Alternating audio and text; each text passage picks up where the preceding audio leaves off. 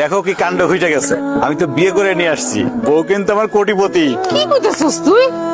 এত কোটিপতি মাইয়া কেমনে রাজি হইলো তোর মতো সবজি আলার লাগে বিয়া হইতে? এই কথায় আছে না, লুঙ্গি খুলতে সময় লাগে, ভাগ্য বদলাইতে সময় লাগে না। নতুন বউ লইছস, ঘরে নিবি না? চলো বউ, ঘরে চলো। তোর মতো সবজি আলার সাথে কিসের ভালোবাসা? বউ, আমি গরিব, সবজি বিক্রি করি, তাই বলে তুমি আমার সাথে এরকম ব্যবহার করতে পারো না। চলো আমরা বাসা শুরু করি। তোর মতো একটা সবজি আলার সাথে আমি করব বাসর ঘর? অসম্ভব, কারণ তোকে আমি স্বামী বলে মানি না। তুমি কি বললা? তোর মতো সবজি আলা আমার মতো একটা সুন্দরী কোটিপতি বউ পাবে, সেটা কিভাবে হয় বলতো? তুই বল শুনি।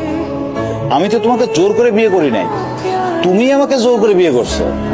এই বিয়েটা ছিল চোখের ভুল অপারেশনের মতো, আর এই ভুলটা আমি একদমই বাড়াইতে চাই না। সো তুই আমাকে আজকেই ডিভোর্স দিবি। এই ছোট লোকের বাচ্চা, তুই থমকে আছিস কেন? ডিভোর্স দে আমাকে। বউ, আমি আল্লাহর কালেমা করে বিয়ে করছি, আমি তো তোমাকে ডিভোর্স দিতে পারবো না।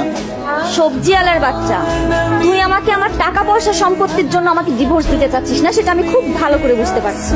শোনো, তোমার টাকা পয়সা বিষয় সম্পত্তির উপর আমার কোনো লোভ নেই। তুমি আমার বউ, আমার এই ঘরের বউ হয়েই থাকবা, আমি কোনোভাবেই তোমাকে ডিভোর্স দিতে পারবো না। ভাবি অনেক ভালো মানুষ, দেখতে শুনতে যেমন সুন্দরী, আচার ব্যবহারে দেখলা না কোটিপতির মেয়ে হয়েও তোমার পা ধরে সালাম করলো।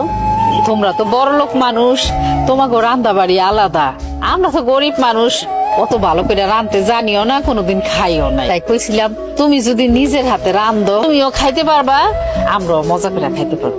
আমাকে দেখে আপনাদের কোন অ্যাঙ্গেলে কাজের বুয়া মনে হয় যে আমি এখন রান্না করে আপনাদের গেলাইতে যাব? এরকম করেই বা কথাটা কইতেছো? সবজি আলার মায়ের কথার কি ঠেলা? এই খাতে মনে হয় অশিক্ষিতর গোডাউন। জীবনে কোনোদিন স্কুলের বারান্দায়ও পা দেন নাই, আর আপনার কাছ থেকে কিনা আমার ব্যবহার শিখতে হবে? এটাই আমার সেই ভাবি যারা প্রথম দিন দেখছিলাম। আসলে মনে হয় আমারই ভুল হয়েছে, তোমার সাথে কথা কয়ে মনে হয় আমি অন্যায় করে ফেলাইছি। অবশ্যই অন্যায় করে ফেলেছি। আপনার মতো ছোট লোক আমার সাথে কথা বলার সাহস পায় কি করে? ভাবি, তুমি কিন্তু মারে একটু বেশি বেশি অপমান করতেছো। এই, আমি বেশি করবো নাকি কম করবো এটা তোমার থেকে আমার শিখতে হবে। বেয়াদব মেয়ে।